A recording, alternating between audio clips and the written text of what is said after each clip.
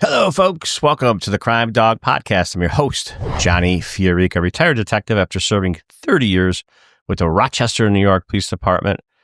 Serving alongside me, my trusted co-host, David Simpson, who is also a retired detective with the Rochester, New York Police Department after serving 20 plus years. You can check out our bios, which will explain more of our experience on our website, which is thecrimedawgpodcast.com. While you're there, check out our cool merch store. David, welcome to the podcast, brother. Evening, Johnny. Evening.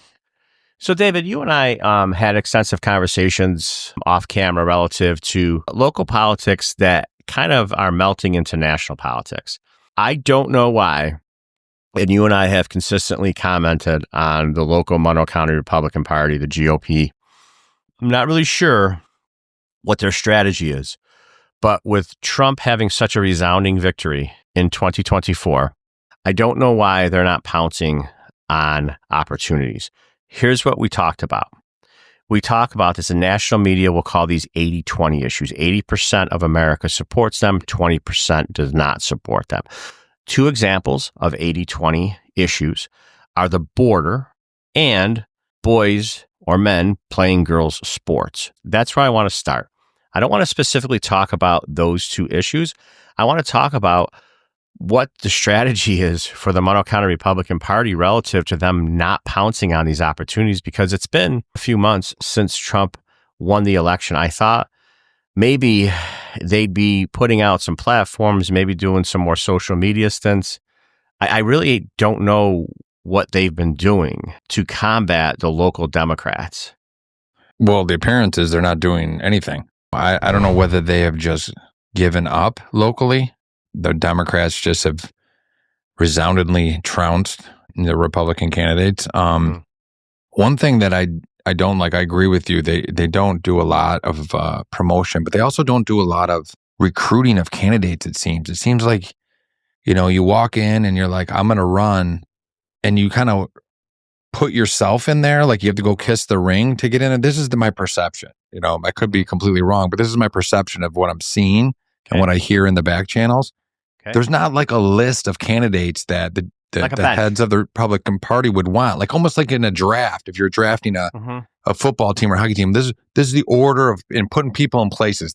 These would be our top three candidates for clerk, for town supervisors, for Monroe County executive, for judge positions, for DA. You talk to those candidates and you start, do you have an interest? Okay, you don't. You take them off the list. You move someone else up. You start grooming them for these positions and let them feel wanted, so then they can start marketing themselves. Where it seems like it's very kind of happenstance. Like you just kind of fall into running. Like, oh, they don't have a candidate, so we're just going to run someone out there. It's like there's a lot of good candidates in the area on the GOP side, but they're just not getting recruited. And I've talked to a number of people that wanted to run. They're like, I want them to come and like ask me, show interest in me, like for any job, like I want you.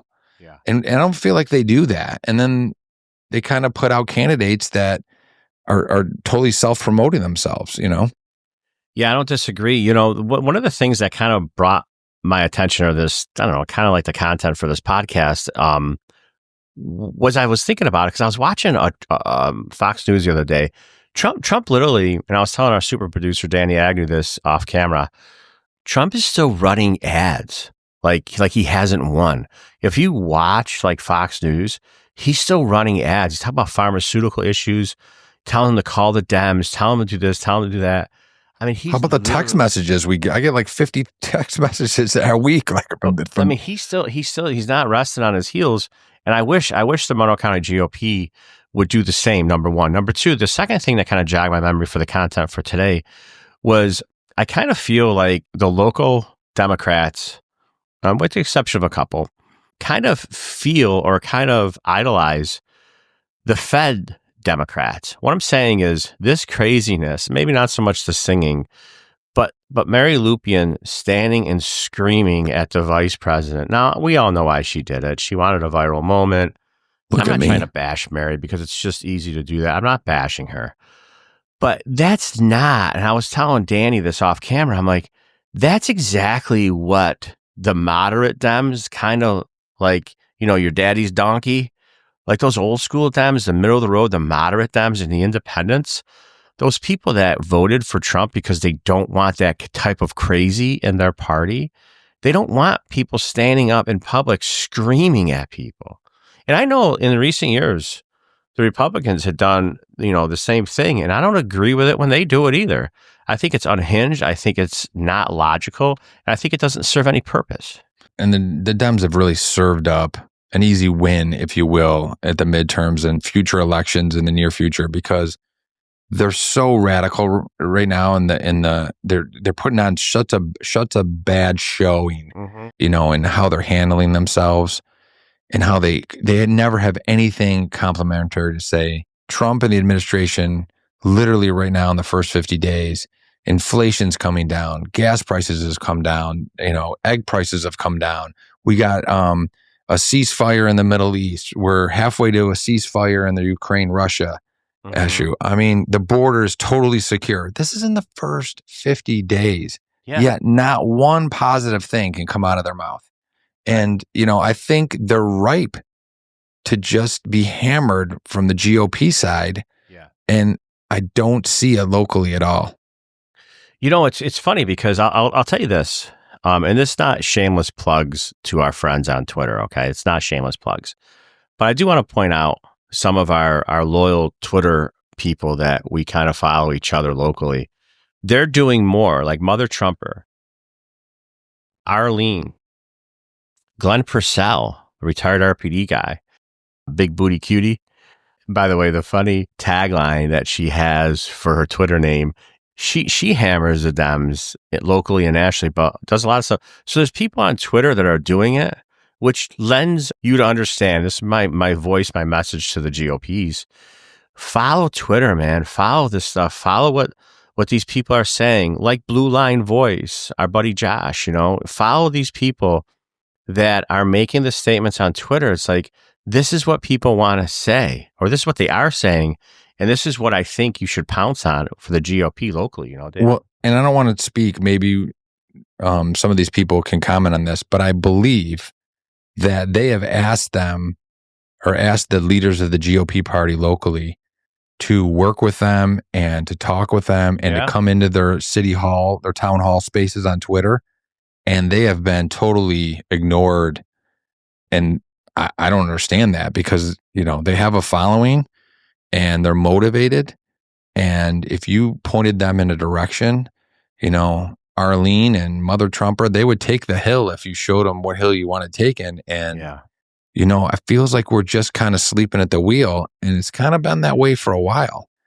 And it's interesting too, if you follow the people that we're naming, if you follow Arlene and Mother Trumper and Blue Line Voice, and Glenn Purcell, they're not unhinged.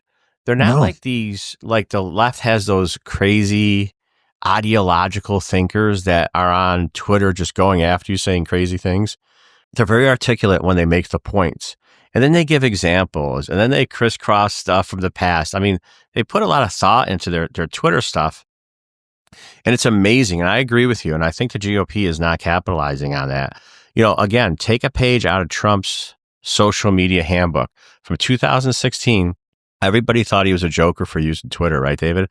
He used Twitter in 2016, and he would post stuff, and the national media, both right and left, reposted everything he said. So if you missed anything on Twitter and you weren't on Twitter and you were an older person, you saw everything that he said. And he was so smart to do that. They realized that in 2020, shut him down on all the social media platforms, shut him down, especially on Twitter. And then they castrated him. They castrated him in that election. Yep. They knew that he totally did an end around on them on the national media. And then he totally outsmarted him this time with the podcast and some of the other designated. Well, he was also saved by Elon Musk buying Twitter, which totally 100%. Freed up the open forum that it is. 100%. Without that, I don't know if he would have won the election, to be honest with you. I'm going to be honest with you. It's so funny because I got so much stuff going on. Not that I'm super busy, but I don't even think I'm a registered Republican anymore. I think I did my driver's license. I think I'm just a nothing. I'm not independent, obviously not a Democrat, but I know you're a registered Republican, so you can vote in the primaries. But the only reason I did it in 2016 to vote in the Republican primaries. I was an independent my whole life, registered independent. I'm much more socially liberal and physically and, law enforcement wise conservative, but that's more, I was more of towards the line of being a moderate Democrat for a long time. It's crazy how far gone the left has gotten. They just sabotage that party. I honestly don't know with the people that are in charge of it, whether they can even come back on a national level at the highest levels. I mean, I don't think they can. I mean, I was telling Danny this off camera. I think they've gone so far off the rails, and the party's definitely split. I think that the vocal minority of these crazy left unhinged liberals are taking the microphone, and the moderates that you talk about, that were the Bill Clinton Democrats, are like, hey, look at John Fetterman. Right now, John Fetterman is the most middle of the road or, Democrat there is. And, they kind of shun him, they ostracize him. And he's what that party should be modeling themselves at to win future elections, and they're not. Yeah. But to refocus it here locally, it's crazy because most of the Democrats that you hear, the loud voices in town, are extremely liberal. Whether it's Cooney, whether it's Rachel, or whether it's Mary Lupian, they're very liberal, and it's not the way radical left. I mean, some are, but it's definitely further left than we're used to, and the GOP just isn't pouncing on that. Yeah. And I don't know whether it's a money thing, whether it's just they've waved the white flag and they're just giving up. I don't know. I wish somebody can answer that question.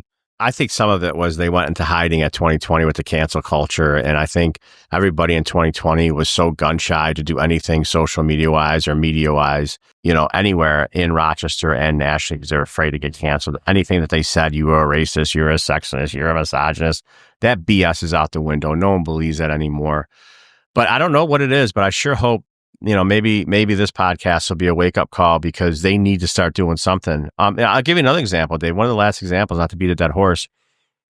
Listen, and this is a message. If you are running for political office and you want to come into our studio, we don't care if you're a Democrat, we don't care if you're a Republican, you're an independent.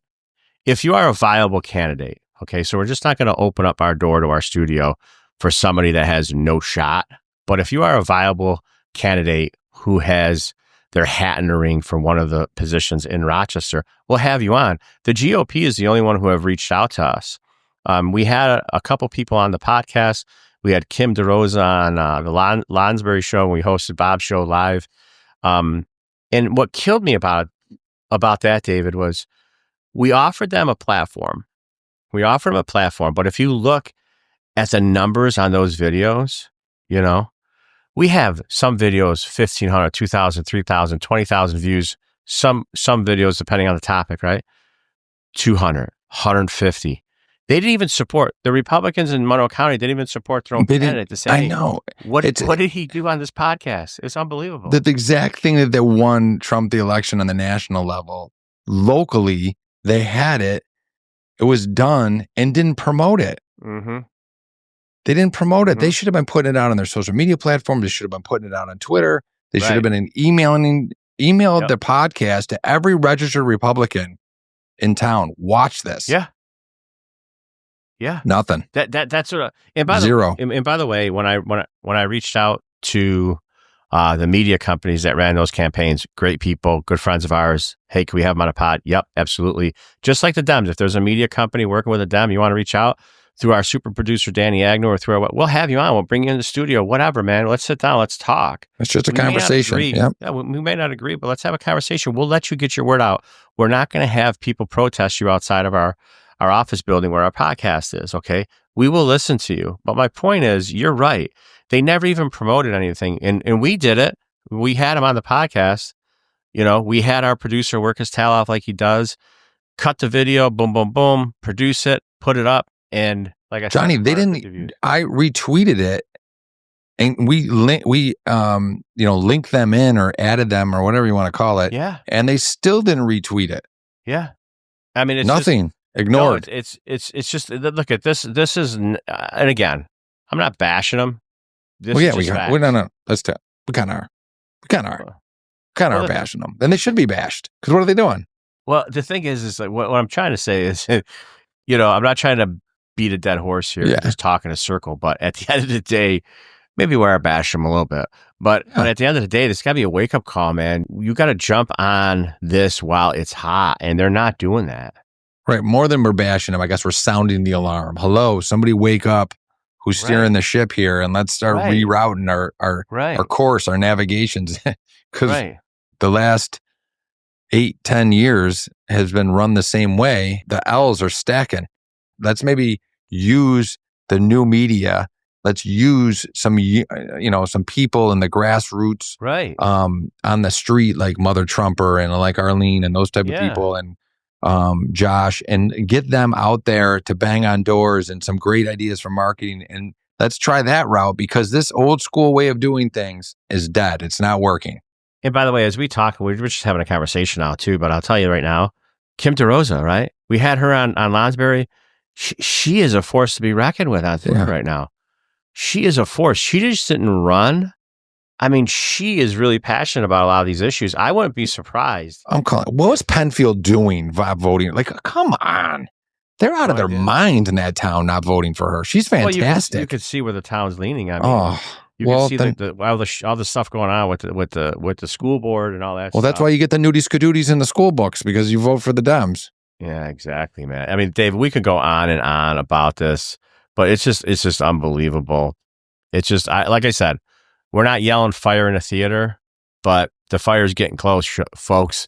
I think the GOP does need to do something about this. But if you enjoyed this episode of David and I and the Crime Dawg podcast, click like and subscribe on any of the platforms that we are on. We're on Spotify, we're on Rumble, we're on YouTube, we're on all those channels. If you can't get enough of us, check us out on the iHeartRadio app or on your desktop. Or if you're local, you could check us out on Wham 1180. We're on the radio airwaves every Saturday from noon to 1 p.m. Check us out there. Folks, if you like this episode, well, we hope you stick with us for future episodes. But like my brother-in-law, Frankie Grassi, says, if you can't make it, who cares?